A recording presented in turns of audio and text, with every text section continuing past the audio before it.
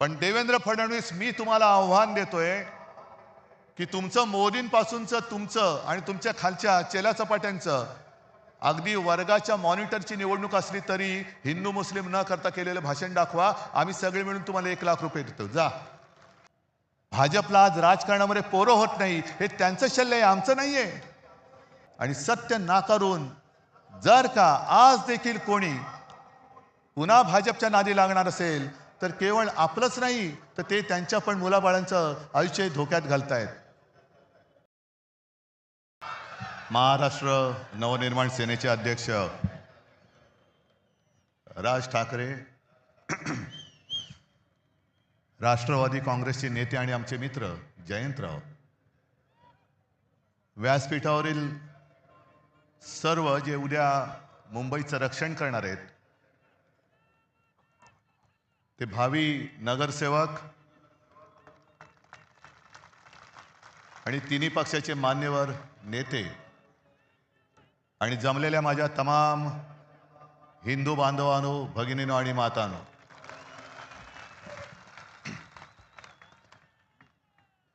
आता या पहिल्या वाक्यापासूनच उद्या चर्चा सुरू होईल की राज मराठी बांधवांनो, भगिनींनो आणि मातांनो म्हणाले आणि उद्धव ठाकरे हिंदू बांधवांनो, भगिनींनो, मातांनो म्हणाले. अहो, हेच तर आमचं म्हणणं आहे.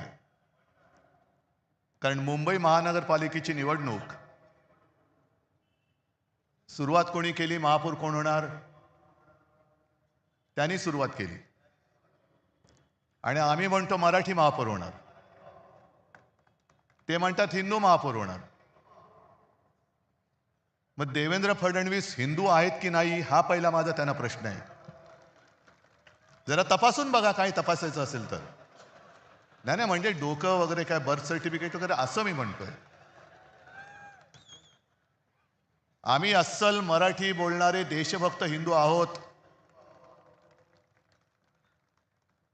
आणि राजने आज अप्रतिम मांडणी केली.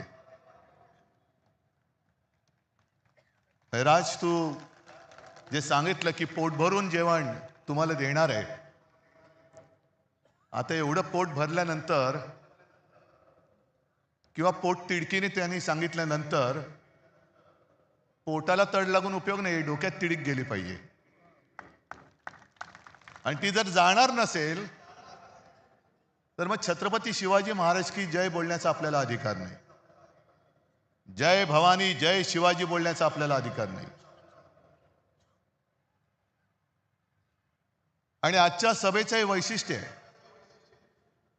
जसं आपल्या सगळ्यांच्या मनात आजपर्यंतचा शिवसेनेचा इतिहास माहिती आहे, तसंच मला ती पहिली सभा मलाही आठवते. मी इथे खालीच माच्या मांडीवरती बसून ती सभा बघितली होती.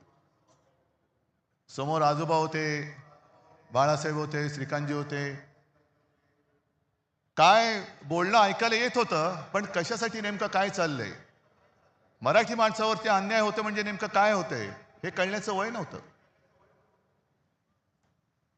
आणि आज या सगळ्या गोष्टीची जाणीव होते. काय योगायोग आहे की त्यावेळेला मी इथे समोर बसलो होतो, आज आमच्या खांद्यावरती धुरा आलेली आहे. आज सगळ्यांना कळलं असेल की ठाकरे बंधू एकत्र का आले. आणि जयंतराव, भावकी एक झालेली आहे, आता गावकी पण एक होते.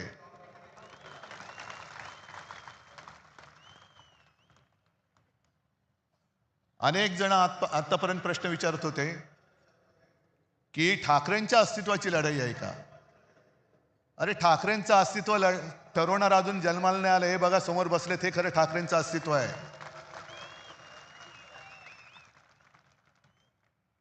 ही सगळी लाचार माकडं ही कधी वाघ नाही बनू शकत. आणि आत्ता तुमच्या लक्षात आलं असेल की शिवसेना संपवण्यामागचा यांचा डाव काय होता. का संयुक्त महाराष्ट्राच्या लढ्याच्या वेळेला आचार्य आत्रे होते, एस एम जोशी होते, डांगे होते आणि पहिले जे 5 जण सगळ्यात पुढे होते त्याच्यात आमच्या दोघांचे आजोबा प्रबोधनकार केशव सीताराम ठाकरे होते. ही आमची घराणेशाही म्हणा किंवा घराण्याची परंपरा म्हणा. आणि हे रक्तामध्ये असावं लागतं. मराठीचं प्रेम, मातृभाषेचं प्रेम हे रक्तामध्ये असावं लागतं. आणि आमच्या डोळ्यात देखत जर आमच्याच घराचे, राज्याचे, भाषेचे लचके तोडले जाताना आम्ही प्रबोधनकारांची नातवंड, बाळासाहेबांचा मुलगा, श्रीकांतजींचा मुलगा हे काय शेपट्या घालून घरी बसू असं या भाजपवाल्यानं वाटलं. आज जे काय राजने मांडलेलं आहे हेच तर आम्ही सांगतोय. आणि आमच्या दोघांचे शेवटी अनुभव हा सगळ्यात मोठा गुरु असतो. साहजिकच आहे मराठीसाठी एकत्र आलोत आणि राज जे बोलत तेच सांगतोय. आमच्यामध्ये तसे वाद नव्हते पण ते वाद आम्ही आज गाडून टाकलेले आहेत आणि मराठी माणसासाठी, हिंदूंसाठी आणि महाराष्ट्रासाठी एक ताकद म्हणून उभे राहिलेलो आहोत. निवडणूक महापालिकेची, पण भाजप काय प्रचार करते? दर निवडणूक आल्यानंतर यांचा पूर्वी एक विकृत डान्स होता, त्याला रोंबा सोंबा म्हणायचे. अश्लील सगळ्या चाळी सुरू व्हायचे आणि मग त्याला लोकांनीच हडतूड केलं होती, तो बंद झालं. तशी प्रत्येक निवडणूक आल्यानंतर हे भाजपडे रोंबा सोंबा खेळायला लागतात. हिंदू मुस्लिम, मराठी अमराठी, महापौर कोण होणार. मला वाटतं आदित्यने सगळी केलेली कामं तुम्हाला सांगितलेली आहेत. आणि देवेंद्र फडणवीसांनी जे एक आव्हान दिलं की उद्धव ठाकरेंचं एक तरी भाषण असं दाखवा की जे विकासावरती बोललेत, मी 1000 रुपये देतो. नको, चोराचा पैसा मला नको, चोरलेला पैसा नको.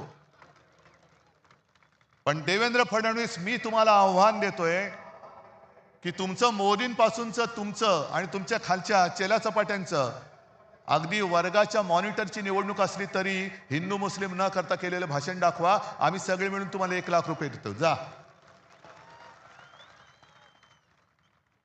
हे भांडवल ठेवायचं नुसतं. त्या संयुक्त महाराष्ट्राच्या लढ्यामध्ये अनेक जणांना तो लढा कसा झाला, कोणी केला माहिती पण नाहीये. आपण 2010 साली इथे पाठी संयुक्त महाराष्ट्राच्या लढ्याचे एक दालन केले. जाऊन मुद्दामून बघा काय अवस्था यांच्या कारभारात त्याची झालेली आहे. मी अभिमानाने सांगेन की ते दालन आपण उभं करू शकलो याचं कारण मुंबई महानगरपालिका आपल्याकडे होती.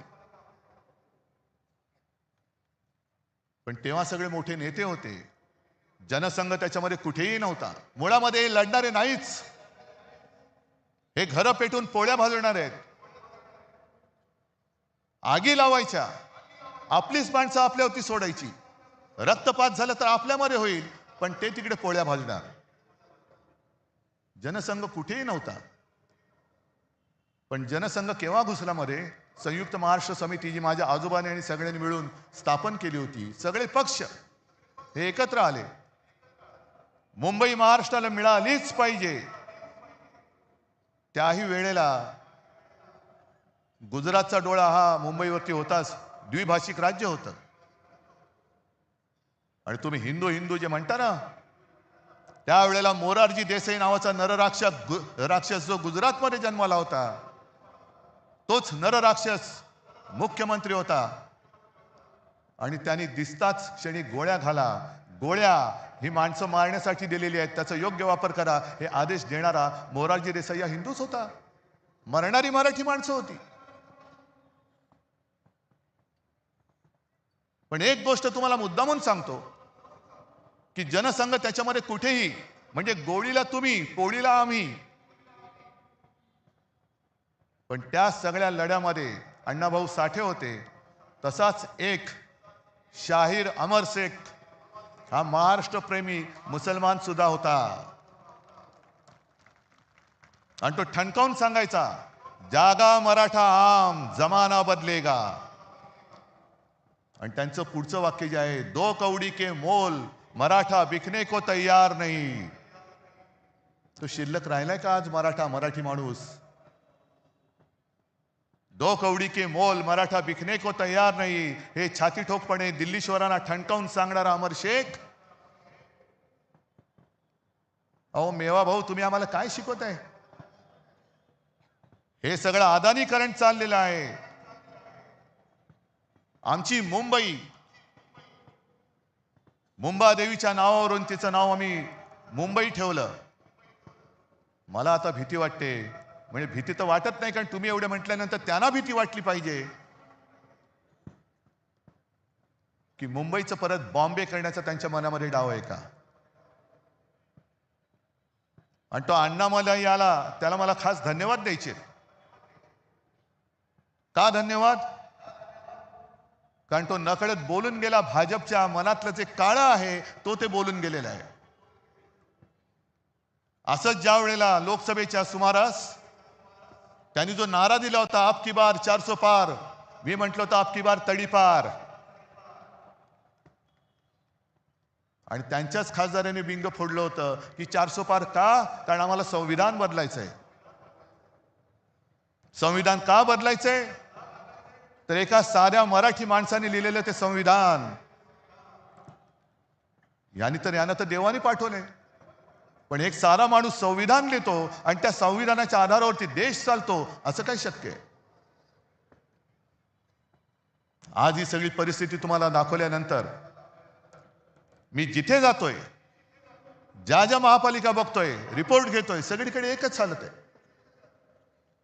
आपली ही सोन्यासारखी मुंबई, ज्याच्या ठेवी आपण 92,000 कोटीपर्यंत नेल्या होत्या, त्या यांनी 70,000 कोटीपर्यंत तोडलेल्या आहेत. आज आपण हे सगळं प्रदूषण बघतोय. हे नुसतं प्रदूषण नाही, हवेचं प्रदूषण नाही, हे भ्रष्टाचाराचं प्रदूषण आहे. जवळपास 3 लाख कोटींचा घोटाळा या दळबद्री भाजप आणि त्यांच्या या लाचार गद्दार सरकारने करून ठेवलेले, आपल्या डोक्यावरती मारलेले. ही निवडणूक स्पष्ट आहे. आम्हाला महापालिका पाहिजे. का पाहिजे हे आम्ही दोघं सांगतोय. भाजपला का पाहिजे? कारण ती त्यांना अदानीच्या हातात घालायची. हा एक मुद्दा झाल्यानंतर 25 वर्षामध्ये शिवसेनेने केलेली कामं आणि गेल्या फक्त 4 वर्षामध्ये यांनी धुवून टाकलेली मुंबई, हे फक्त समोर ठेवा. आणि ज्यांना मराठीबद्दल प्रेम तर सगळ्यांना आहेच, पण जो असाच एक मतदार आहे त्यांनी प्रश्न विचारायला पाहिजे की हे खरं आहे की हे खरं आहे. आज संपूर्ण मुंबई 90% खोदून ठेवलेली आहे. म्हणजे एक ते पर्यावरण तज्ञ आहेत, केस भट मला वाटतं त्यांचं नाव, त्यांनी सांगितलं दिल्ली ही व्हेंटिलेटरवर आहे, तर मुंबई ही ICU मध्ये आहे. उद्या आपण जगायचं कसं हे ठरवणारी ही निवडणूक आहे. आणि ही जी काय 90% मुंबई खोदलेली आहे, इकडून मेट्रो, तिकडून मेट्रो, इकडून बोगदा, तिकडून रस्ता खोदलाय, तिकडे फुटपाथ खोदलाय, चालायला जागा नाही, फिरायला जागा नाही. संपूर्ण मुंबईमध्ये धूळ आणि सिमेंटचं साम्राज्य आहे. पण त्याच्या प्रदूषणात सुद्धा भ्रष्टाचार आहे. कारण या सर्व कामांसाठी जे सिमेंट वापरलं जातंय त्यातलं 50 ते 60% सिमेंट हे अदानीच्या कंपनीकडनं खरेदी केलं जातंय. तुम्ही बसा मांडत, हिंदू मुस्लिम महापौर कोण होणार, हा होणार का तो होणार, तो होणार का हा होणार. मराठी माणसाने केवळ घाम गाळून ही मुंबई नाही मिळवली, तर रक्त सांडून मिळवलेली मुंबई. आणि आज ते मोठे कोणी नेते राहिलेले नाहीयेत. पण आमची घराण्याची परंपरा म्हणून, एक आमचं कर्तव्य म्हणून आम्ही तुमच्यासारख्या सगळ्या सैनिकांच्या साथीने हे आक्रमण परतवण्यासाठी उभे राहिलेलो आहोत. आमच्यासोबत येणार आहात की नाही हे ज्याचं त्यांनी ठरवायचं आहे. ही काही पहिली निवडणूक नाहीये. शिवसेनेला आता यावर्षी 60 वर्ष होतील. अनेक निवडणुका आल्या आणि अनेक निवडणुका झाल्या. काही शिवसेना जिंकली, काही शिवसेना हरली. भारतीय जनता पक्षाबरोबर युती झाली, हिंदुत्वासाठी केली. आणि याच व्यासपीठावरती तोही काळ आठवते, तीही मीटिंग मला आठवते, ज्या मीटिंगमध्ये शिवसेना प्रमुख जॉर्ज फर्नांडिस आणि पवार साहेब होते. युत्या होतात, आघाड्या होतात, मतभेद होतात, लोक दूर जातात. आता नितीश कुमारचं उदाहरण बघितल्यानंतर मला भारतीय जनता पक्षाला हेच प्रश्न विचारायचे आहेत की तुम्हाला हिंदुत्ववादी असलेली शिवसेना का नको, याचं उत्तर आज आम्हाला मिळते. तुम्हाला मुफ्ती मेहबूबा मुफ्ती चालते. संघ मुक्त भारत म्हणजे संघ नको म्हणणारा नितीश कुमार चालतो. मोदींना अतिरेकी म्हणणारे चंद्रबाबू चालतात. पण शिवसेना नको. याचं कारण जोपर्यंत शिवसेना आहे तोपर्यंत तुम्हाला मुंबईचा घास गिळता येणार नाही हे फक्त माहिती आहे, म्हणून तुम्हाला शिवसेना नकोय. कारण आघाड्या तुटतात मी म्हटलं ना, पण पक्ष संपवण्याचा हा विकृतपणा हा शिवसेनेबरोबर त्यांनी पहिल्यांदा केलेला आहे. आणि महाराष्ट्राच्या ज्या दोन शक्ती, अरे तुमचा कुठला बँडवाले आहात तुम्ही, नुसता मोदींचे बँडवाले तुम्ही, आमचा ब्रँड संपवला निघालात.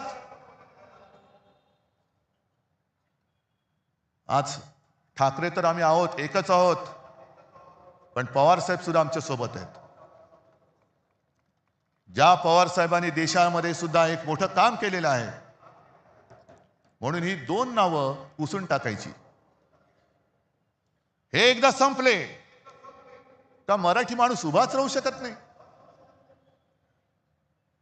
पण त्यांना अजून कळलेलं नाहीये, मराठी माणूस सहनशील आहे, दयावान आहे.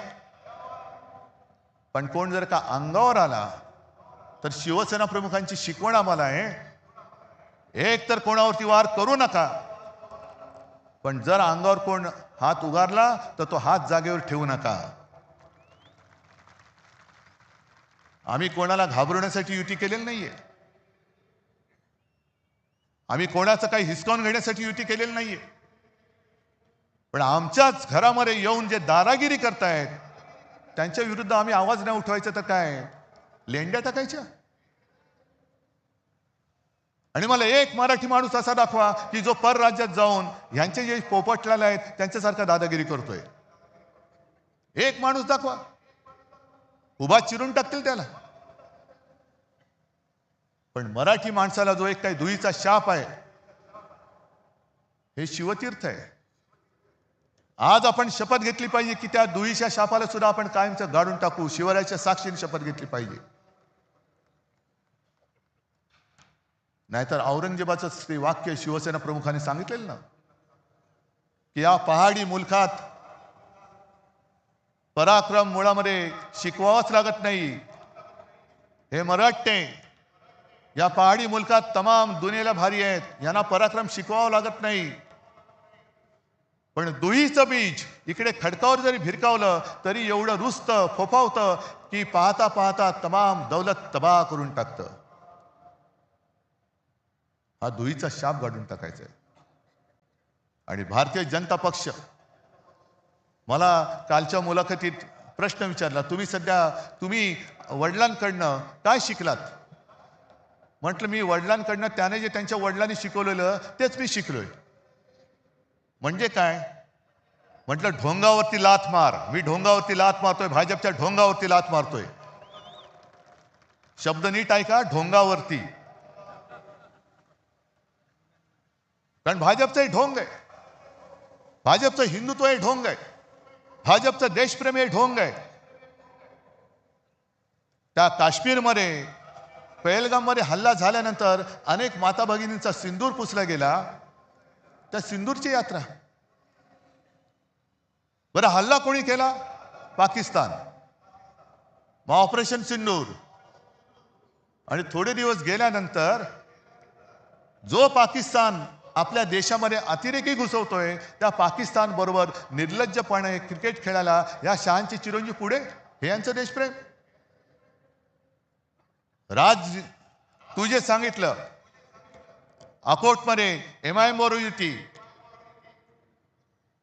अंबरनाथमध्ये, म्हणजे तिकडे तर कमाल झाली. उद्धव ठाकरेंनी जर काँग्रेस बरोबर आघाडी केली तर उद्धव ठाकरेंनी हिंदुत्व सोडलं. मग देवेंद्र फडणवीस अंबरनाथमध्ये तुमचं काय असं होतं की जे तुम्ही सोडू शकलात? काय सोडलं तुम्ही? बरं मोदींच्या घरी लहान असताना ईदच्या दिवशी आजूबाजूच्या मुस्लिम कुटुंबियांकडनं जेवण यायचं, चांगली गोष्ट आहे. सौगात मोदी तुम्ही वाटणार, पण आम्ही जरा कुठे काय खुट केलं, आम्ही जर अमर शेखची आठवण काढली तर आम्ही हिंदुत्व सोडलं. काँग्रेस बरोबर हात मिळवला, आम्ही हिंदुत्व सोडलं. म्हणजे भाजप काय करतंय ते अमर प्रेम, आणि आम्ही केलं तर लव जिहाद.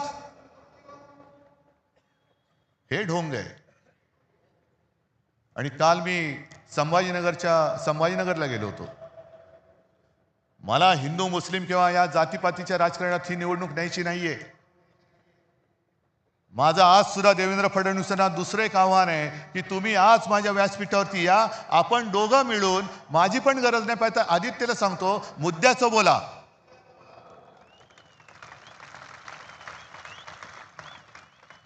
हे म्हणे शिवसेनेने मुंबईसाठी काय केलं, मराठी माणसासाठी काय केलं. मी विचारलं कोण विचारतं हे? नाही, सगळे मिंदे फिंदे एसनशी गट जे आहेत ना ते. म्हटलं या लोकांना महापालिका दाखवली ती शिवसेनेने दाखवलेली आहे. विधानसभेमध्ये पोचले, मंत्री झाले, या गद्दाराला मंत्री करण्याचं पाप हे मी केलं. हे अभिमानाने नाही, शर्मेने सांगावं लागते मला. पण जर का शिवसेना नसती तर ही विचारणारी माणसं आहेत, ही सगळी गद्दार, ही तर काय खान नाही येत, नाही मराठीच आहेत ना. कोणत्या तोंडाने तुम्ही आमच्या अंगावरती येत आहे? शिवसेनेने मुंबईसाठी काय केलं ही पुस्तिका घेऊनच आलेलो आहे आम्ही. शिवसेनेने मुंबईसाठी काय केलं, पुस्तिका छोटी आहे पण कामं मोठी आहेत.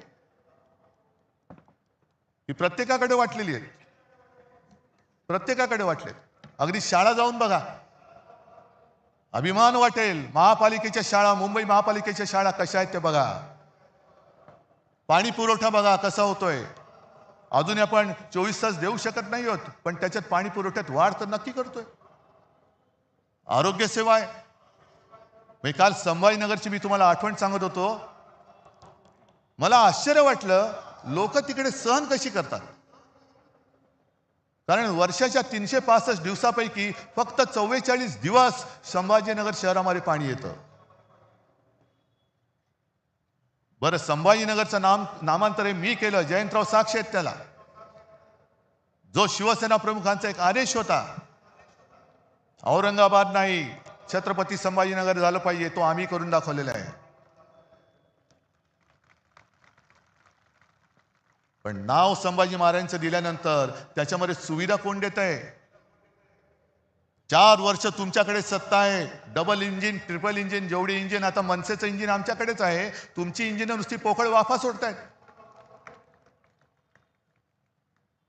बरं, त्याच्यामध्ये सुद्धा एक गंमत मी बघितली. निवडणूक महापालिकेची आणि अजित पवारांचा फोटो आहे. नशामुक्त संभाजीनगर करू. म्हटलं पहिली तुमची सत्तेची नशा उतरवा. आणि साताऱ्यामध्ये ड्रग्सच्या फॅक्टरीवरती ज्याच्या धाड पडली, त्याचं जे काय खरं खोटं आहे आमच्या सुषमाताईंनी बाहेर काढलेलं, त्याची चौकशी लावा ना. त्याची नाही लावणार.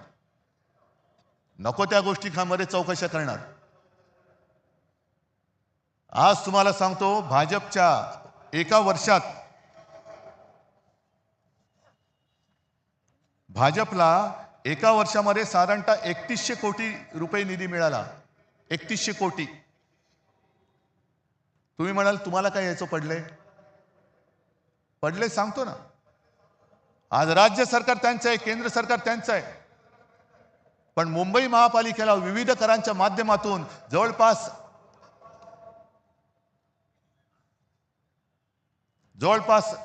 10,900 कोटी. 10,900 कोटी म्हणजे किती झाले? 11,000 कोटींची थकबाकी येणं बाकी आहे. यांच्या तिजोऱ्या भरतायत, माझ्या मुंबईची लुटतायत. तिकडे गणेश नाईक बॉम्ब मारतायत, नवी मुंबईची तिजोरी खाली झाली. आणि म्हणून तुम्ही मुद्द्याचं बोला. आज आम्ही जे सांगतोय की आम्ही एवढ्या मुलांना मोफत शिक्षण देतोय, 8 भाषांमध्ये विविध शाळांमधून शिक्षण देतोय, आधुनिक तंत्रज्ञानाने मुलांना शिकवतोय. या ना, समोर या.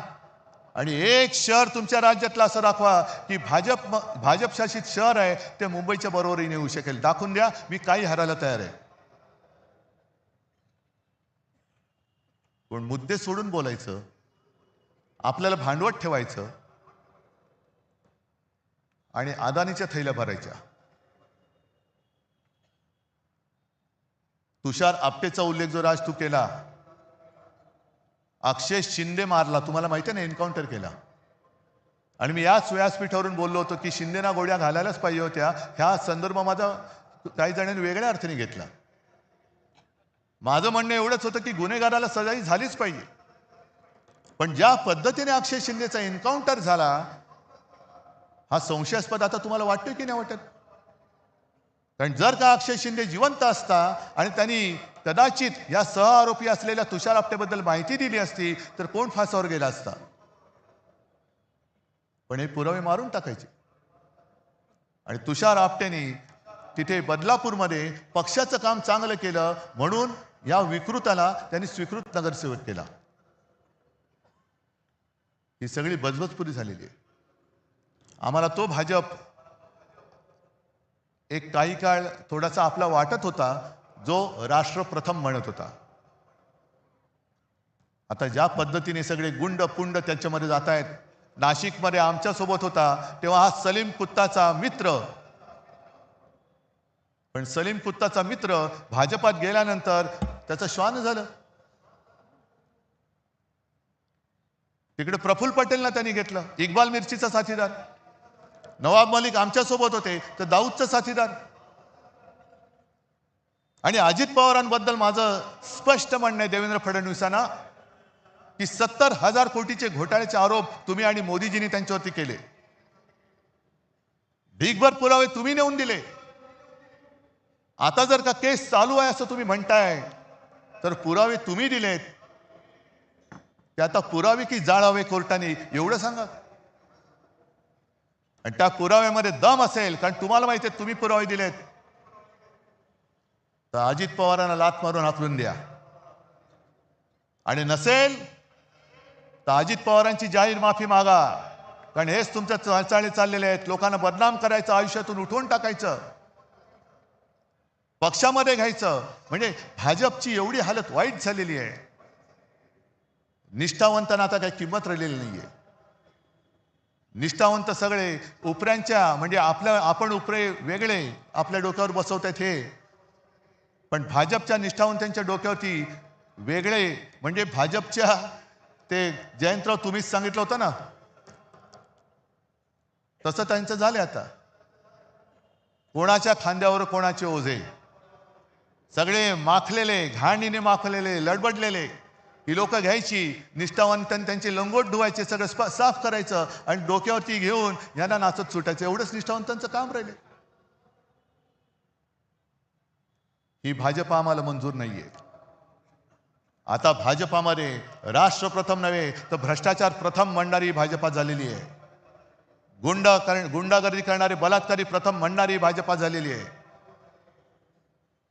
आणि आपल्यामध्ये आगी लावून प्रत्येक ठिकाणी हेच होतंय. एका मोठ्या समाजाला डिवचायचं आणि त्याच्या विरुद्ध इतर समाजाला चिडवायचं. म्हणजे हा डिवचलेला समाज विरुद्ध गेला तरी चालेल, पण बाकीचे चिडवलेले एकत्र येऊन हे भाजपला मतदान करतील. कसं करतील हे बघायचं.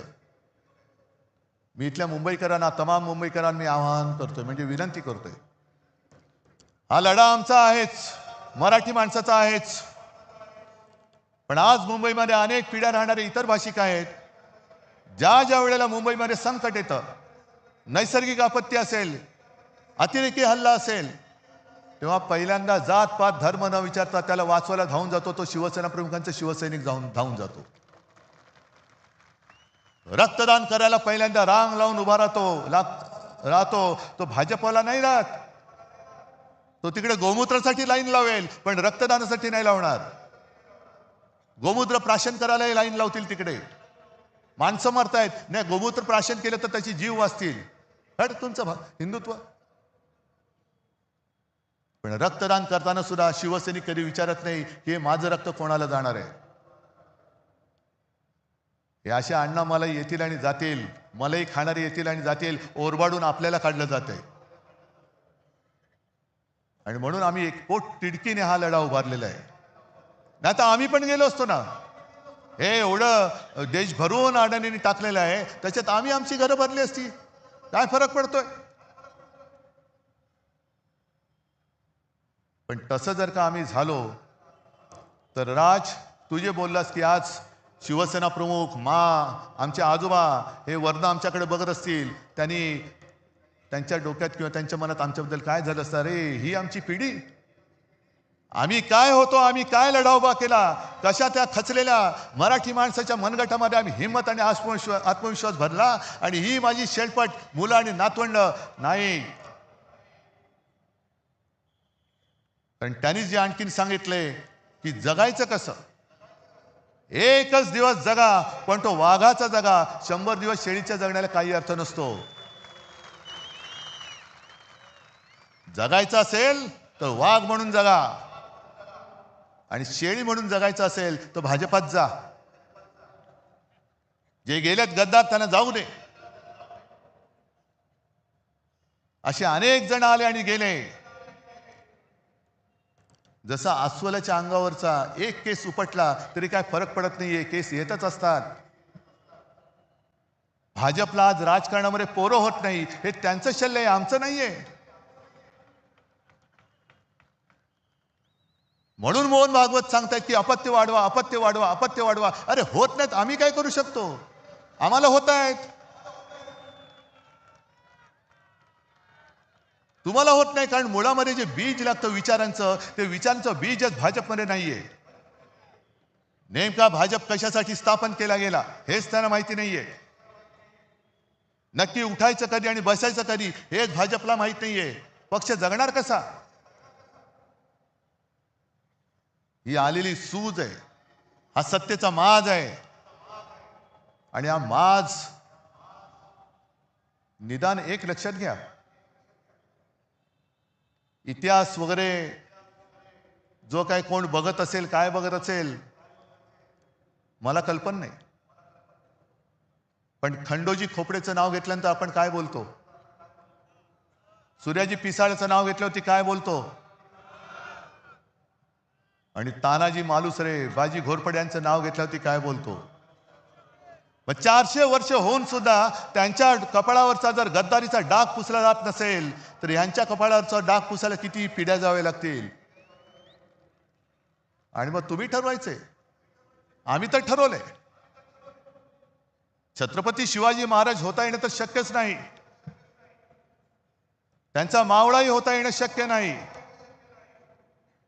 पण त्यांनी जे त्यावेळेला केलं, असं काय नेमकं होतं की हे त्यावेळेला त्या मोगलांना टक्कर देणारं तेज या महाराष्ट्रामध्ये जन्माला आलं? आणि त्याच मातीमध्ये आपण जन्मलेलो आहोत, आणि तोच लढा, त्याच आक्रमणाविरुद्ध आज आपल्या हातामध्ये हे शस्त्र हे आलेलं आहे. जगायचं कसं हे आपण ठरवायचं. इतिहासामध्ये नोंद आपली कशी झाली पाहिजे हे आपण ठरवायचं. आणि मला खात्री आहे की जे विचार आम्ही तुमच्यासमोर मांडतो हे विचार नाही, हे सत्य आहे. आणि सत्य नाकारून जर का आज देखील कोणी पुन्हा भाजपच्या नादी लागणार असेल तर केवळ आपलंच नाही तर ते त्यांच्या पण मुलाबाळांचं आयुष्य धोक्यात घालतायत. आणि म्हणून एकच हात जोडून विनंती आहे, मी हात इतर कोणासमोर जोडत नाही, पण हे जे काय सैन्य आहे, हातामध्ये भगवा घेतलेलं सैन्य आहे, त्यांच्यासमोर मी हात जोडतोय. आणि ते हात एवढ्यासाठी जोडतोय की आता वेळ आलेली आहे, हाताची घडी सोडा आणि हातामध्ये मशाल घ्या, इंजिन सोबत आहे, आणि विजयाची तुतारी फुंका. आणि हे फक्त छत्रपतींचा महाराष्ट्र करू शकतो. जो सेनापती बापटांनी सांगितलं होतं ना, महाराष्ट्र मेला तरी राष्ट्र मेले. महाराष्ट्र मरू शकत नाही, महाराष्ट्र कोणी मारू शकत नाही. आणि जो राष्ट्राला मारायला येईल त्याला मारल्याशिवाय महाराष्ट्र राहत नाही, हे दाखवण्याची वेळ आलेली आहे. आणि तेवढंच करता ही जी काही एकजूट केलेली आहे ही त्याच्यासाठी केलेली आहे, ही गंमत म्हणून केलेली एकजूट नाहीये. आपण शपथ घेतली पाहिजे. रक्त सांडून मिळवून दिलेली मुंबई आपल्याला आहे, मराठी माणसाने रक्त सांडून मिळवून दिलेली मुंबई आहे.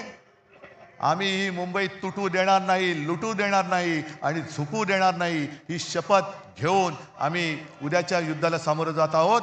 सगळ्यांना शुभेच्छा देतो. जय हिंद, जय महाराष्ट्र.